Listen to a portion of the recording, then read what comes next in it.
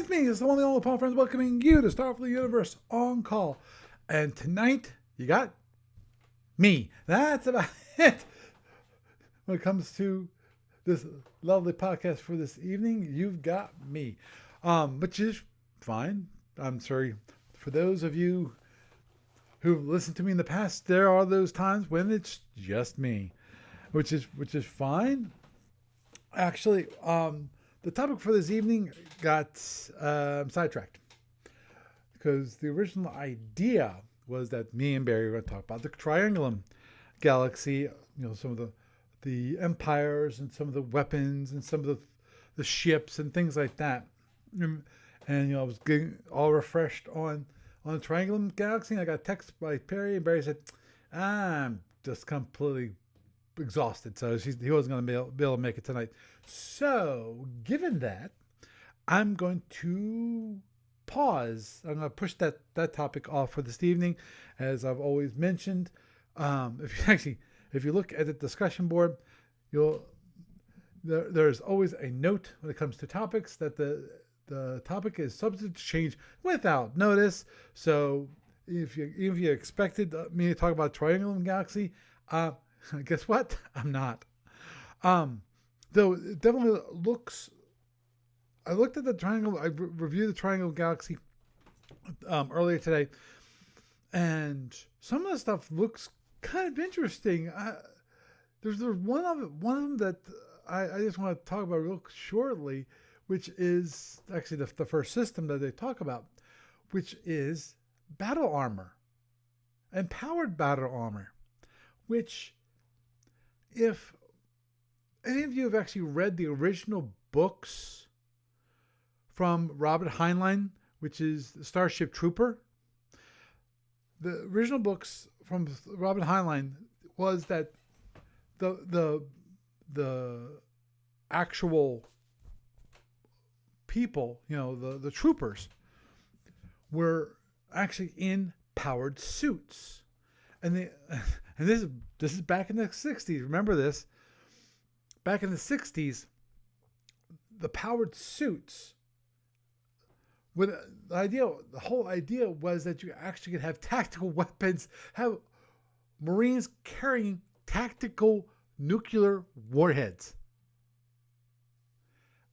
I'm sure most people who are listening to the podcast are listening and going,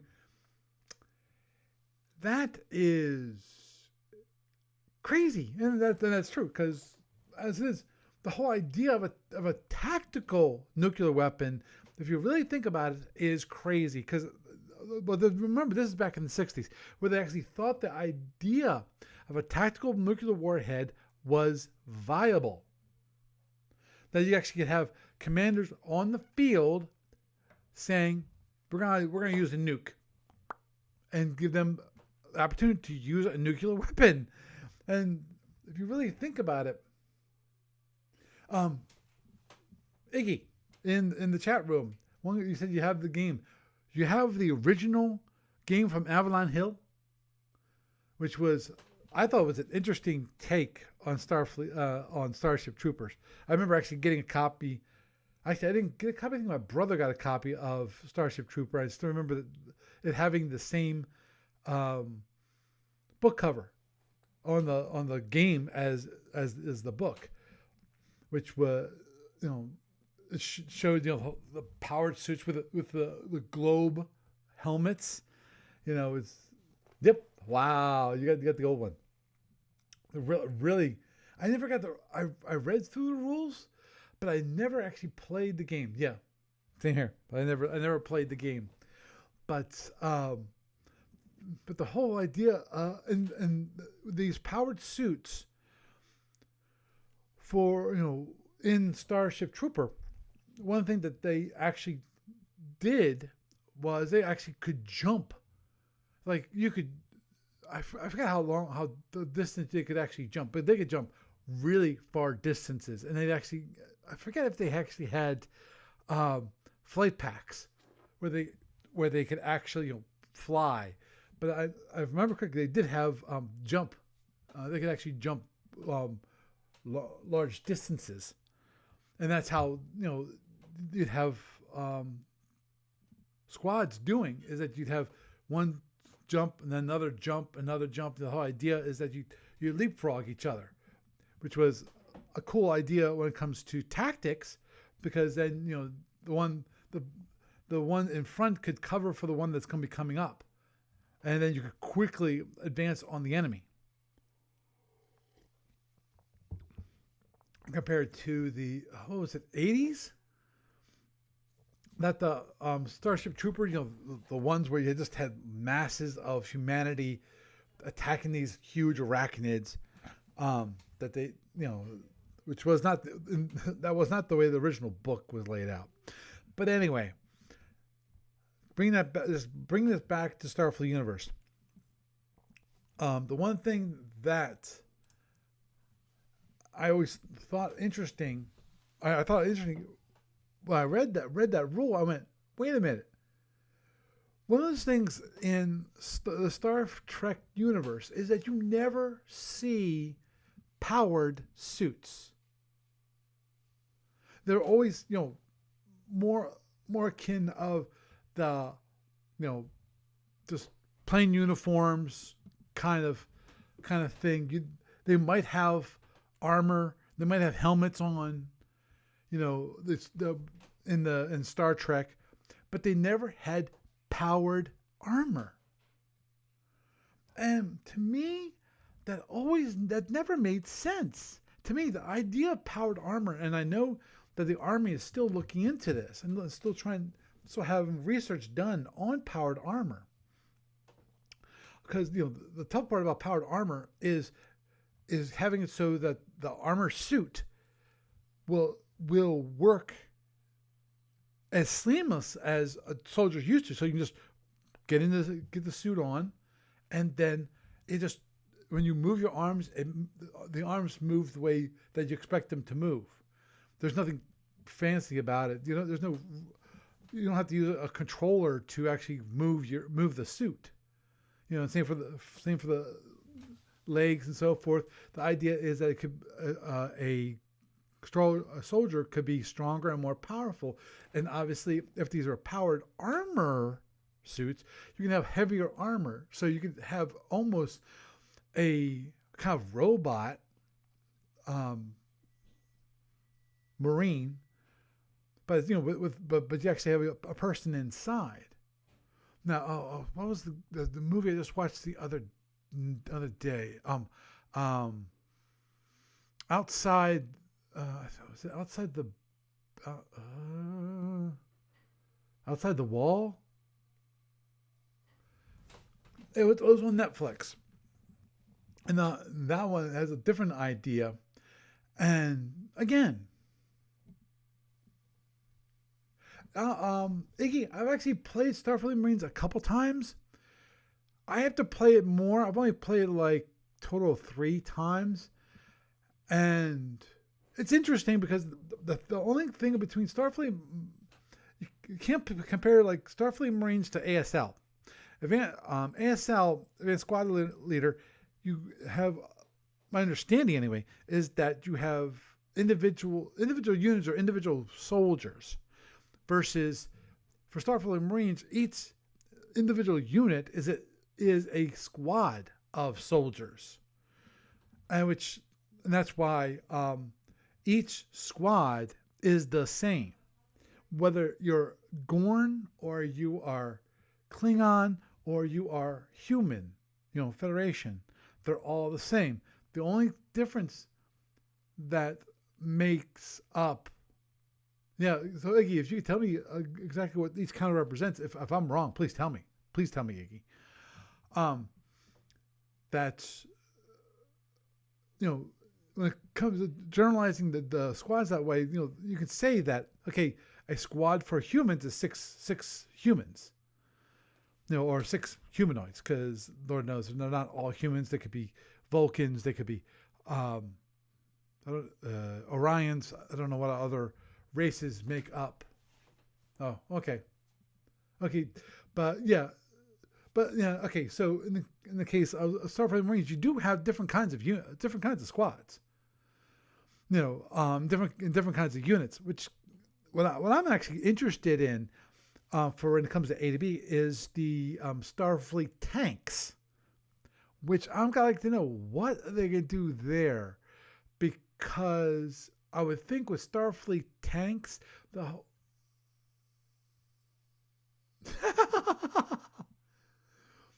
yeah, I assume when you say there are 10 men or 20 Russians, are you talking about 10 like idea of when it comes to like Starfleet battles, where you when it comes to a boarding party is made up can be made up of no I understand that you're not kidding, but basically the idea is trained versus non-trained um, people. You know, the whole idea of you've got militia, which are they have training. Actually, I'm thinking about boarding parties versus crew units, because like you can have two crew units make up a boarding party, so it takes up more people to make up a boarding party versus an actual combat unit, which is a single boarding party. Yeah.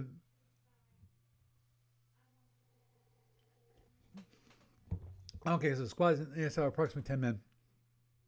Okay, um, but getting back to Starfleet tanks for just for a moment. I, I'm willing to bet that yeah. Okay, so yeah, so I'm right, Iggy, that when it comes to yeah, exactly low quality the when they just for those people who are not in the chat room here, Iggy's saying that basically okay, you got in advanced squad leader ASL, you get 10 men or 20 Russians, and 20 Russians, the whole idea is that you have low quality troops, which is what I was kind of getting at, which is that you have more people making up, but they're lower quality. But the equivalent when it comes to how much, how their attack factors and defensive factors and things like that, there might be a little different. Depending upon whether they're conscripts and so forth. I'm assuming in the case of Russian squads, there might be a whole idea of,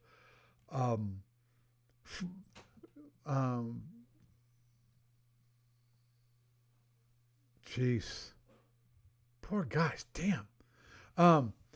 He's just pointing out that in ASL, historically, some Russians didn't even have weapons. And actually, if you look back at some of the earlier years, when it comes to conscripts and so forth, even Russians or whatever, people are just were put into battle. They might not have weapons. They might say, "Okay, you're part of the army, but I don't have a gun. We don't have a gun for you, so bring your axe." Or if you don't have anything, bring a stick. Basically, make some cannon fodder. That whole idea, which is basically you just need men to be there to soak up damage, so that the people who actually have weapons can actually do the killing and shooting and do the actual combat. Gotta love that, But my keep on going back and forth on this. But when it comes to Starfleet tanks, I think the big thing with Starfleet tanks will be the whole idea of it is more of a dynamic front, something more along the lines of a World War II tank battles. And I think that's what Steve Cole was thinking about for Starfleet tanks, which I think would be quite cool to play Starfleet tanks. I can't wait from the looks of it, from what Steve Cole posted about Starfleet tanks. It's going to be. I don't think they're going to actually put out a physical game, but it's going to be an electronic game. I.e., they're going to create an ebook, and my guess is that if people want real pieces, is they're going to say buy like the materials for Starfleet Marines, or they might actually just say because they've been doing this, which is they've been creating tanks and shapeways. So it's possible we're going to be creating rules to play with the shapeways tanks. And of course, I'm assuming the Starfleet tanks aren't just going to be about tanks. It's going to be about armored units. Now, the question I always have about that kind of play, what is the role of Marines, of infantry in that kind of game? I think a minor role, the whole idea of you can actually have them on the field, but they don't, but they don't have that much, they don't move that fast compared to tanks, which is always true.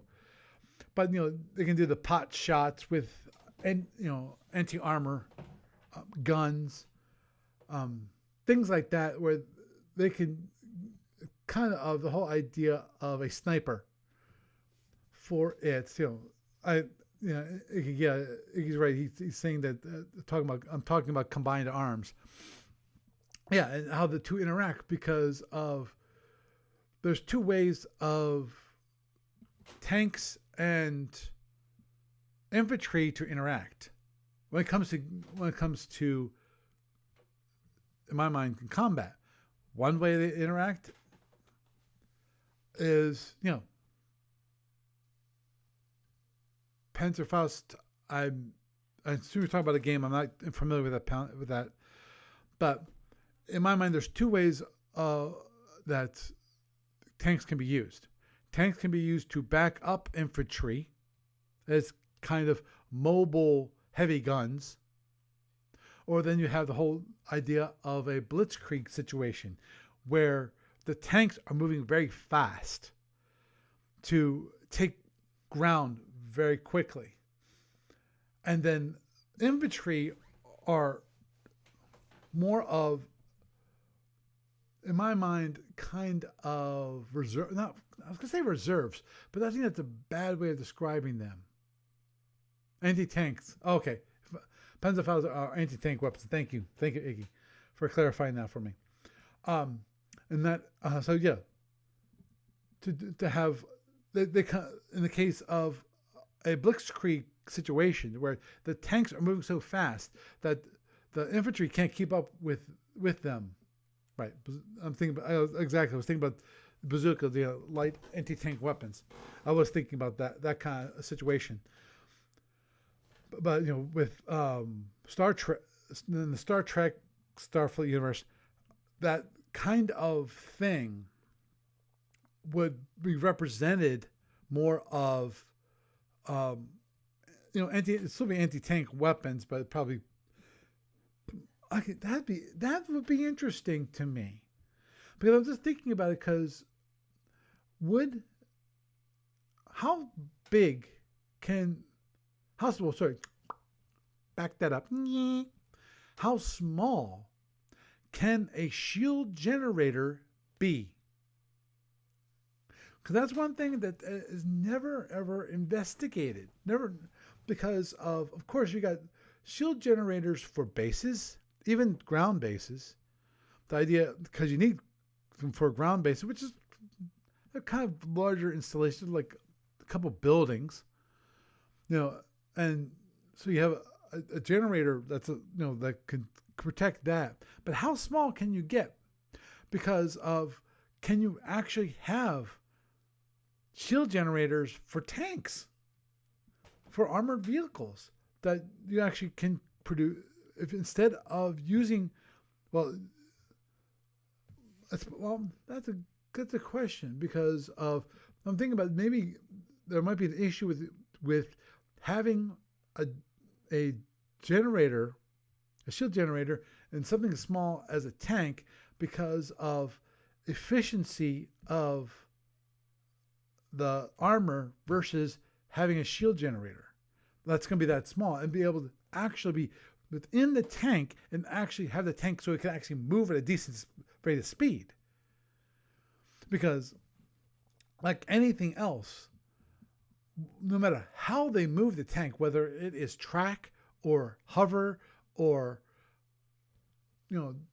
wheels, you know, it doesn't matter.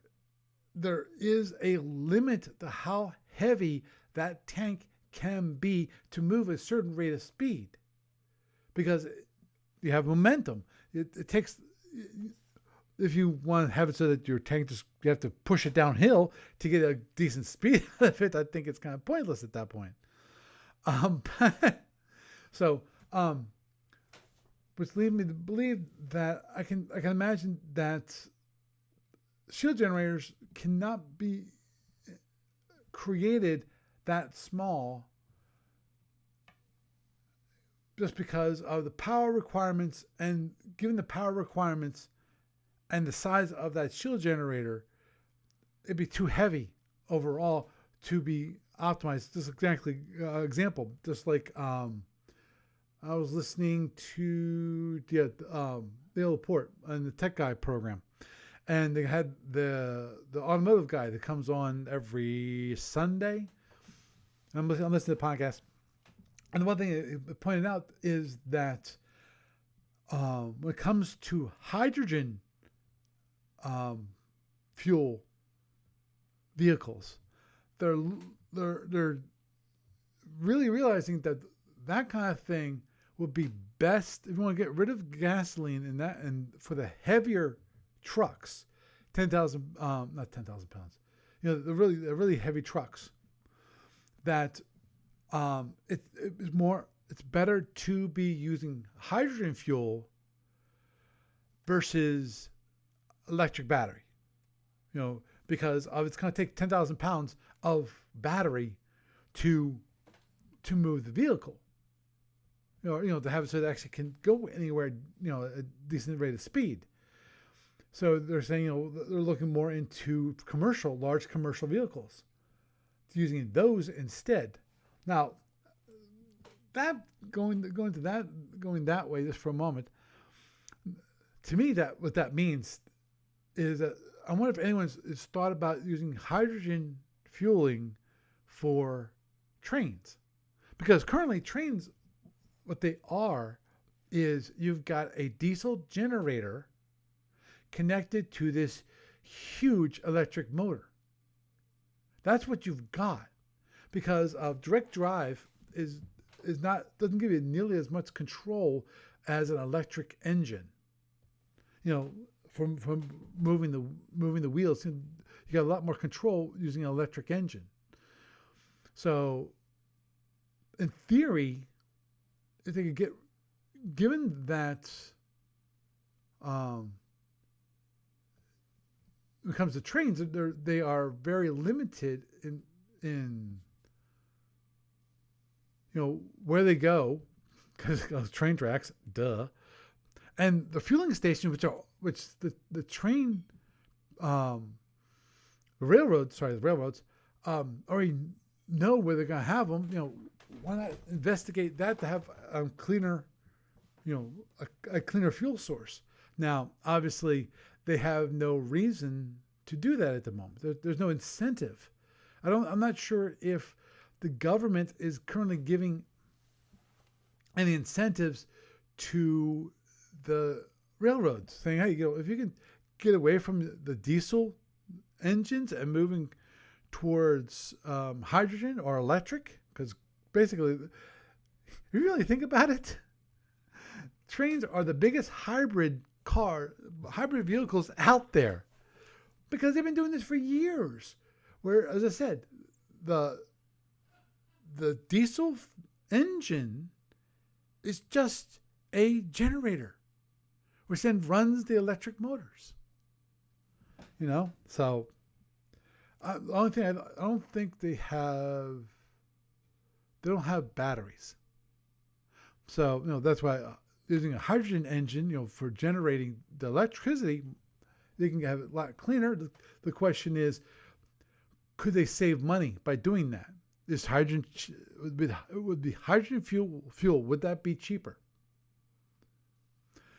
And so I don't know. I don't know the economics of hydrogen versus diesel, and of course, then there's the whole issue of can hydrogen, maybe that can give you more mileage.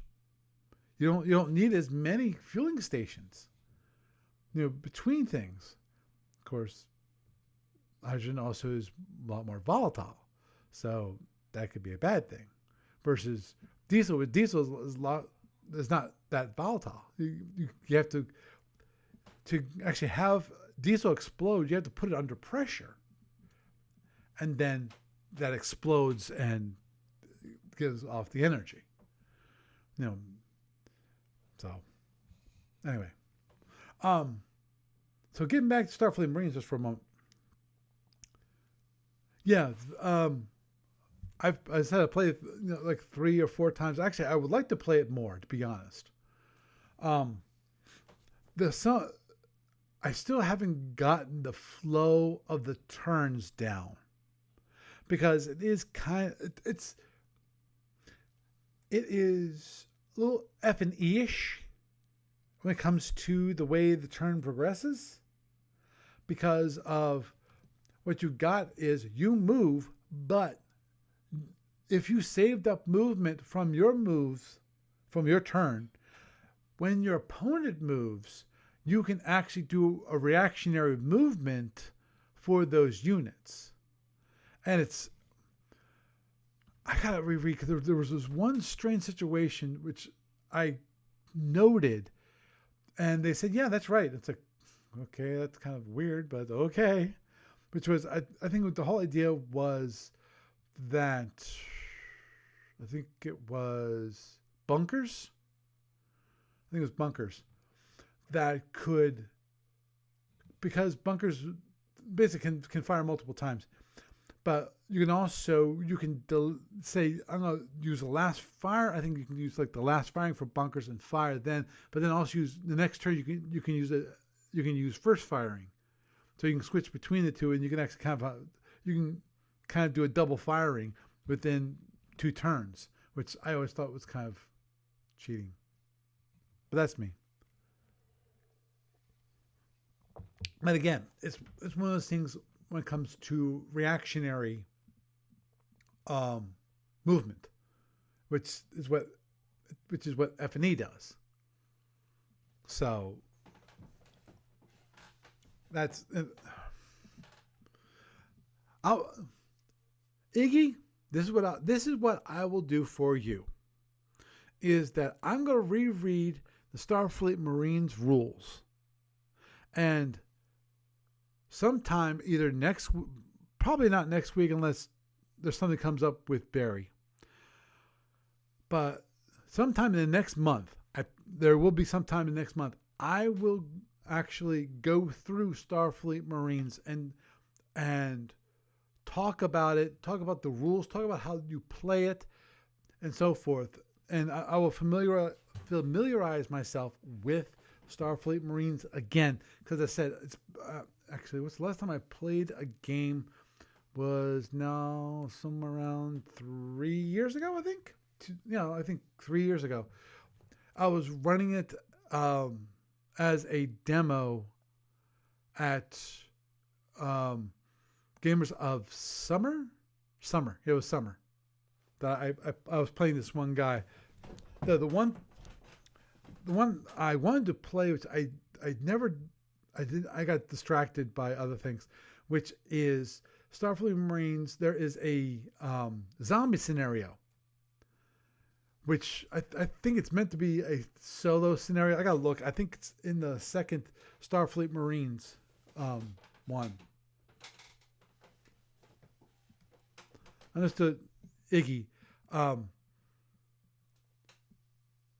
That's the weird part. I'm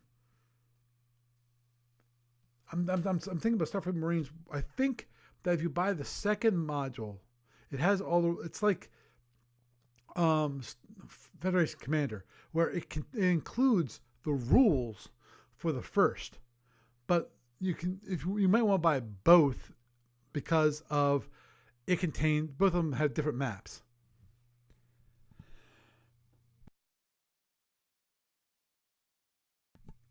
Okay.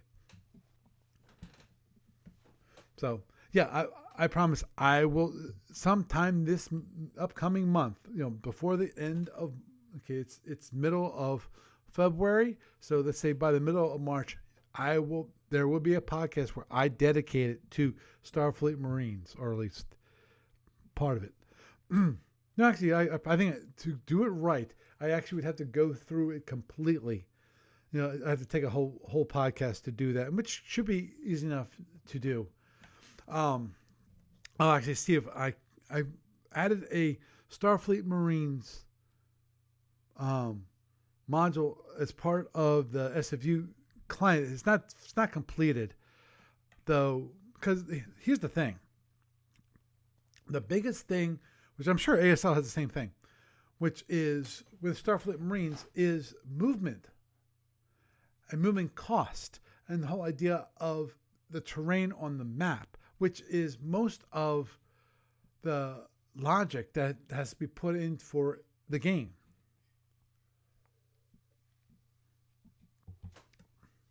Now, obviously, that Starfleet Marines could actually be played via Vassal, I think. Yeah. Though,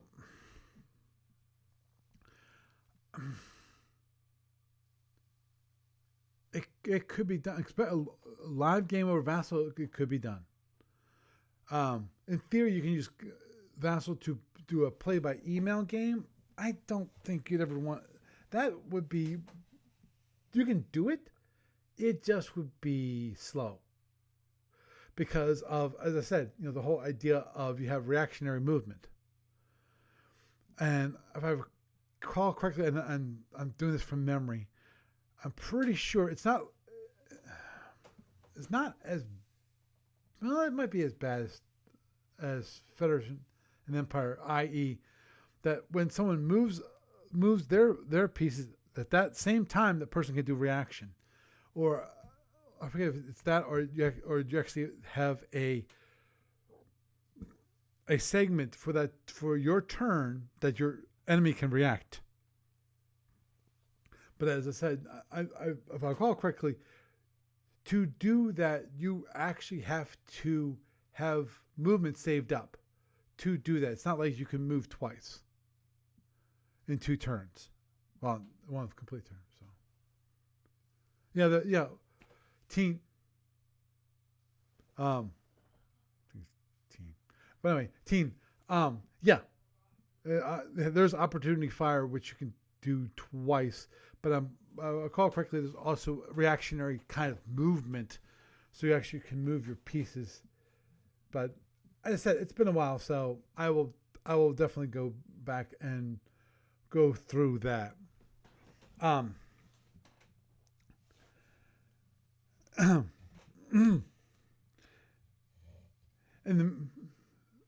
actually, yeah, that's one thing that there was multiple. That reminds me, there's multiple questions when it comes to Starfleet Marines on the discussion board at the moment, but Steve Cole basically pushed them off because of he wanted to get the F&E counters done. Oh, Teen A. Okay.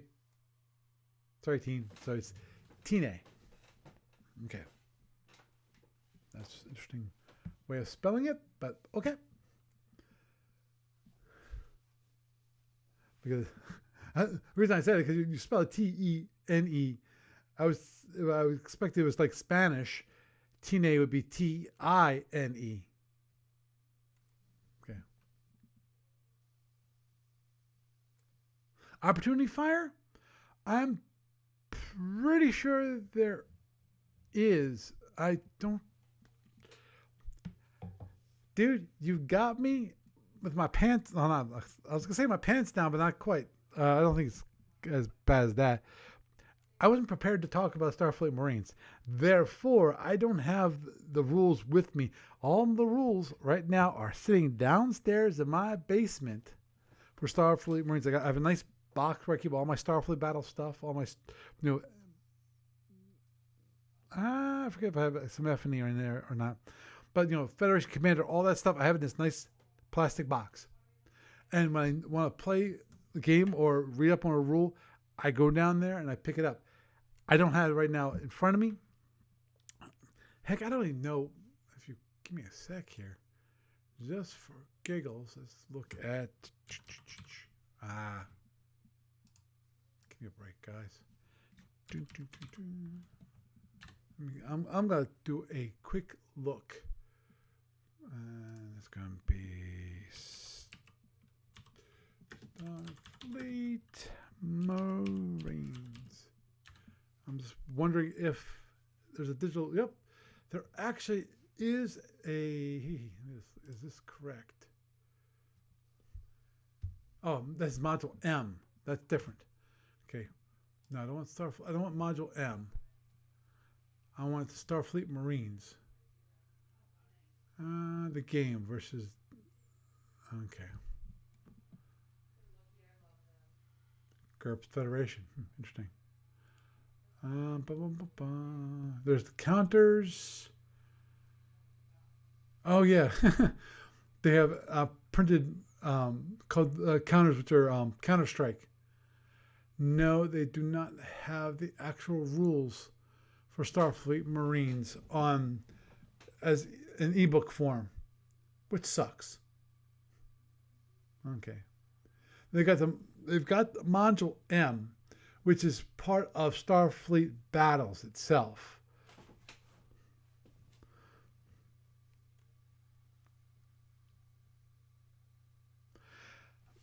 Yeah, it does. And then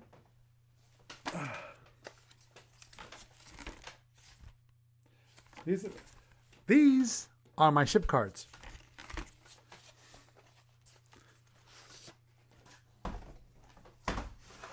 And those aren't even all of my ship cards. Those are the ones I just keep up here, because actually, I'm sure for the teenage, you'll notice that it's a very small box, and that's so some of the things can't fit in there, like the large page size ships. Oh, hey, Mike.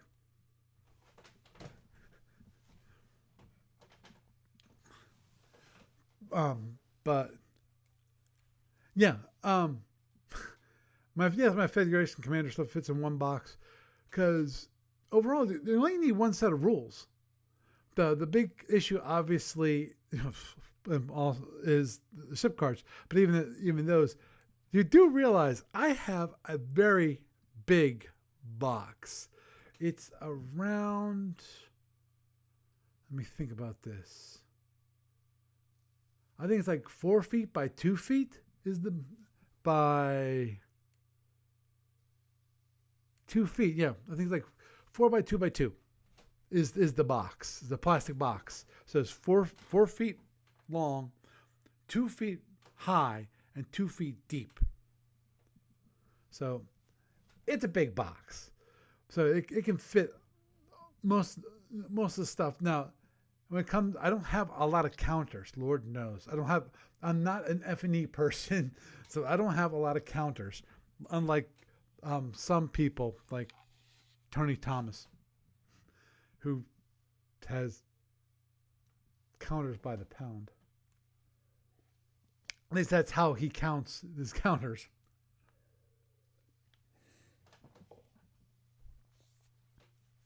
But that sucks. Yeah, because if they had the ebook version, on Warehouse 23, I was going to buy it right now. It's the size of a trunk, but it's a box, kind of. It's plastic, so it's light enough so I actually can carry it. I think that's right. I think it's a 2 feet. Yeah. 1.5, 2 feet. I forgot. But anyhow, yeah. But as I said, I will be happy to review and go through Starfleet Marines, and actually, I will definitely I'll definitely make sure that I capture some of the maps I'll see what. Give me a sec here. Actually, I'm going to go to here for a moment because I'm wondering what kind of. Oh, that's interesting. Ah, boy. Now, they explain the sequence of play from capsule number 44. Spine card images. Oh, okay. Oh, that's kind of neat. The ADB has spine card images. So basically, when you can print them out and then put them in the spine of binders that you use for keeping the rules. I actually should use those because I actually, for my Starfleet Marines, I actually have a small binder, which I use.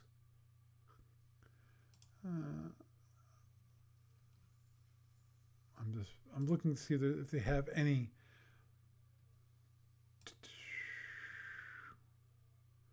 Okay, they have some pictures, but not that many. Oh. Okay, they have a quick picture of one of the maps. Yeah, because what I want to do is when I show Starfleet Marines, I want to take a picture of one of the maps.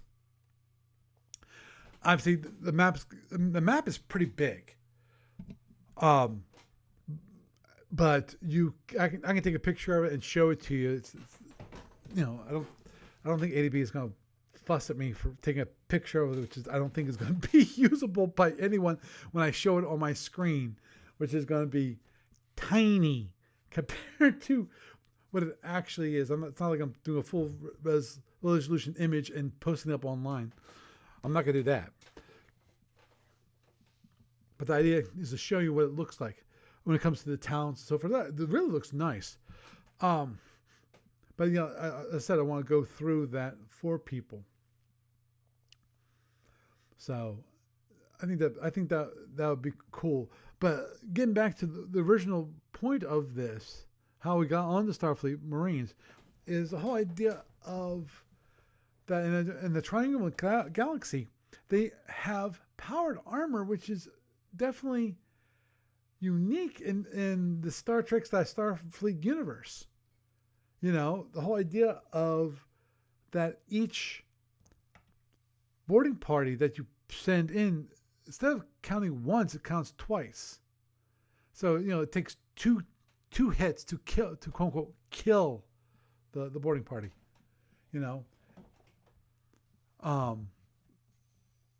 So and you have to keep track of that, which is interesting. Then another part of that's kind of unique, which I find interesting, which is of course the arachnids. The arachnids, which actually they're like the Sigvarians in that they take control of the host, but in the case of the arachnids, they can transfer from person to person. So one of the things that they actually do as part of combat, boarding party combat, is that when one of the units, when the opposing force, let me think, when opposing boarding party, when you're attacking an arachnid ship, when the opposing force when a unit is quote unquote killed, you roll a die. 4, 5, or 6, they're not. No, I think it's 1, 2, or 3. They're not dead. They're just turned to the evil. They're turned to they're basically infected, is what they are instead. And then they show also rules when it comes to the arachnids, that if you have a legendary doctor, a legendary scientist, or a prime team, you actually, if you can get that boarding party away using non-violent combat, try that one for size, you can actually kind of kill the arachnids that have infected infected them, or however the arachnids work. I did not look into how that works. Whether the arachnids attach themselves to the person, which I think that's probably what it is, or it is that they inject a poison into them, and that's how it's so that versus have to stay physically attached to that person to control that person. Because what was it? Was it a Star Trek? I think it was a Star Trek episode, or I think it was an episode versus a movie.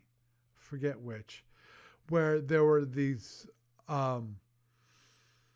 like worm things, which basically we're controlling somebody in Starfleet, and I forget what that one is. I'm not sure, Mike, if you or Iggy could tell me, because I remember that one, which was really weird, but I don't remember what episode that was myself. They actually have a whole history of Starfleet Marines here on the website if you're interested. Hey Dave, how you doing? Oh, it was episode Next Generation. Okay.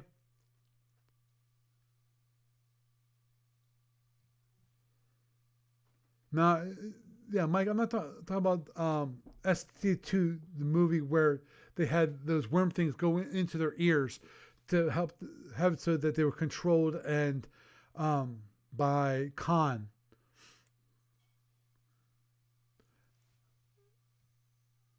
Yeah. But yeah, I think Dave Dave is right. That that was episode Next Generation. Boy, do you okay? I was gonna ask you if you remembered the episode, because Lord mercy, that's one of those things that the Next Generation, when it comes to those episodes, I've realized one thing. I've not watched all the episodes of the Next Generation. That was one of those. I think it was because of. I think that was when I was going to college. I didn't always have time to actually watch the episode. When I had the opportunity to, I would, but I didn't always have opportunity to watch because that was before the whole idea of time shifting came into being.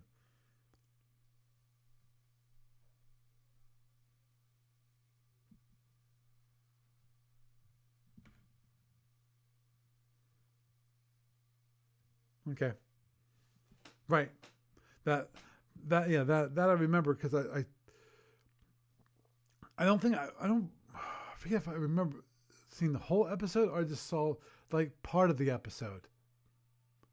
But yeah, okay. So Mike and Dave both agree on that. But anyway, getting back to that, yeah, I'm not sure how the arachnids work. I apologize. I did not actually look into that part. I was mainly focusing on systems and um, weapons is what I was mainly focused on. Oh, okay. Oh, oh man, Mike, don't tell me it was one of those. Um, Meaning that remember the oh jeez when they start I forgot what the Star Trek TV show was called. It was one that basically the idea was that it was showing the first Enterprise. Back when they first started investigating, going into space. They actually, um, and one of those things that was ran a back connecting backstory. Not backstory, but a story that was in the background that would kind of go forward, which was the Time Wars. And that sounds like the same thing. where it was kind of, for at least for part of the season, it was a back plot that was, that would be connected through different episodes.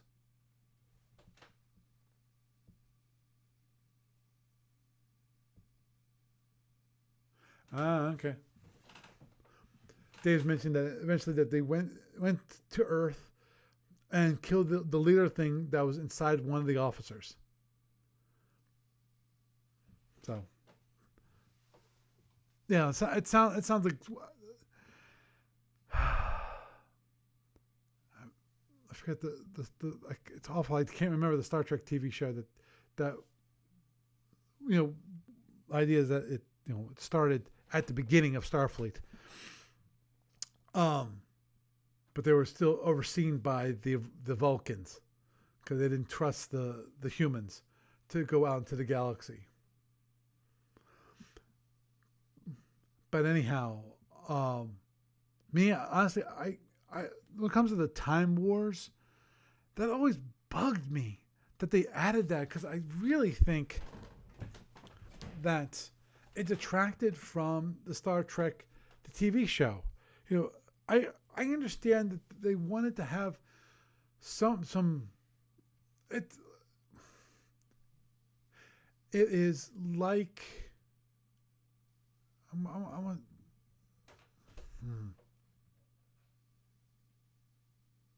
I'm thinking about maybe it's Doctor Who. Yeah, I think it's usually Doctor Who. Where Enterprise, thank you, Mike. That was a TV show I was thinking of, Enterprise. And that is the whole idea of you have a not an opponent. Dang it. What's the word I'm looking for? I'm looking for a villain. Yeah, a background villain, which you always are fighting against through that season. It gets resolved like at the end of the season, possibly. And that's usually when the season ends. You might be going on these different adventures throughout the season, but they're always tied together. Not necessarily completely always tied together, because of the whole idea of having what I call, and I think, I'm not sure if it's called this officially, character building episodes. The idea is that the story of the actual series is not brought forward. It's just for building out the characters that are part of that series. Whether it's that, okay, they get stuck on a planet someplace, or they run into this situation with this other race that they find on this planet, that kind of thing, where it's purely for us to know more about the background of the characters that are there, and possibly having that character grow, or form some certain bonds with other characters and things like that. Yeah. The Suliban, yeah. Which yeah, Dave, I agree. I like the Enterprise series. I did. It's just that every single time that going to the Time War stuff, it bugged me. It's anyway. So getting back to actually Starfleet universe, went down, chased that rabbit hole. Chased that rabbit a little bit. Yes, I agree, Mike, that the TNG was loaded up with character building stuff, and I'm honestly, I was fine with those episodes. Those are the episodes where you found out more about the character. And I like that sometimes it was nice to have what I call them kind of light episodes, that they really weren't about, as I said, about furthering the story of the whole series, but furthering the story of the individual characters. And doesn't have to be purely in the context within that, so forth. Because, see, here's the thing about any TV series or any movie. You cannot compare that with a book. Because in a book, you can tell so much about a character in a page that actually acting it out might take 15 minutes to go through that same page and expressing it via dialogue and action and so forth, versus in a page of material you can kind of do a complete memory, go back in the person's memory about this happening, they was so traumatized and blah blah blah. You can say this kind of thing versus trying to show that on screen of how they were traumatized from this previous experience, blah blah blah blah. That is a lot more difficult to do versus a book. Mm-hmm. I have to. I don't remember the episode. Mike's mentioning Journey to Babel is a good example from the original series, and I don't remember Journey to Babel off the top of my head. Of course, if we describe it, I might remember it, because that's one thing I do not have the episode names memorized. I know some of them, and I could probably guess some of them and say, "Oh yeah, I know what that one was about," but I don't have them all memorized. Though I do have the collection, the TVC's the collection when it comes to I have these this yellow collector's edition. I liked that. I liked it and I hated it, because my biggest issue with that version of Star Trek is they did something which I think it makes it look weird. Really, really, guys, really, why? Which is because I was filmed the way I was filmed. When it comes to the actual background material and so forth, what people actually sat down and all that kind of thing, which today we kind of call chintzy, but it worked, and it put people into that mindset of the future and that whole thing.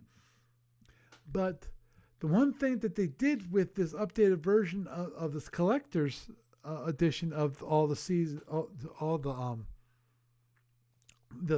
seasons of the original series, all the episodes, is that they modernized the CGI they actually put CGI for the ships and the space scenes, and it's like, no, why couldn't you keep it consistent to that 1960s / 70s style?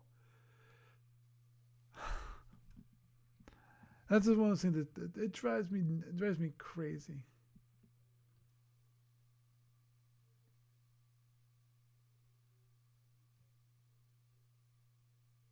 Oh, okay. Mike saying that the Journey to Babel is an episode where Spock and his father, wow, those were few and far between. The episodes where they had both of them, both Spock and I think it was, even back then, he was the ambassador to Vulcan. And Orion ship attacked the Enterprise, and this was where Steve Cole got the Orion engine doubling from. So, yeah, I don't remember that episode at all. I have to go find that one then, because that sounds like an interesting episode. I thought I knew all. Well, it's been a while since I've watched any of the original series, so it's possible that I might have seen it and I might start watching and go, oh yeah, that. Yeah, but yeah, I'll see if I can go back and watch it. Maybe I can pull out one of my DVDs, because the collector's edition, it's when I back when they didn't, the best quality they had was DVDs. They didn't have Blu-rays, they just had DVDs. And as it is, I don't have a Blu-ray player as it stands. So, anyhow. Okay, I think I will wrap it up with that this evening. The funny part is, my friends, is that after I decided I wasn't going to do the Triangulum Galaxy, I had planned on another topic. Well, that topic, that went out the window too. When we started talking about Starfleet Marines, and then, of course, we got wrapped that into talking about Starship Trooper and the Enterprise, the original Star Trek series, and in that. But it's all good. We wrapped it up all nicely.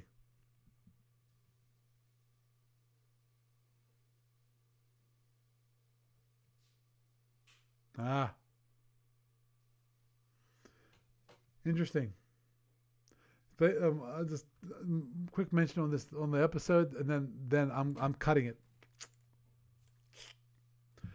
And that is, Mike mentioned that one of the best, McCoy had the last word, which, as being the doctor of the Enterprise, he does when it comes to medical conditions. Spock's father needed blood for an operation, and Spock wouldn't yield command to Scotty, so that Spock was free to donate. And I'm sure what happened is McCoy came in and said, "No, you're being unreasonable, so get out of here." And as a ship's doctor, he has the right to do so. Of course, the question is where. I'm assuming, because that sounds like one that where obviously that Kirk was not involved, which is weird. But yeah, I can see them having episodes like that. But anyhow, we're gonna wrap that. That's it. End. Done, people. But anyway, got to talk about obviously Starfleet Marines quite a bit, and how that rolls into to Starship Troopers. It's an interesting topic. So with that, I am Paul Franz, and I bid you a good night.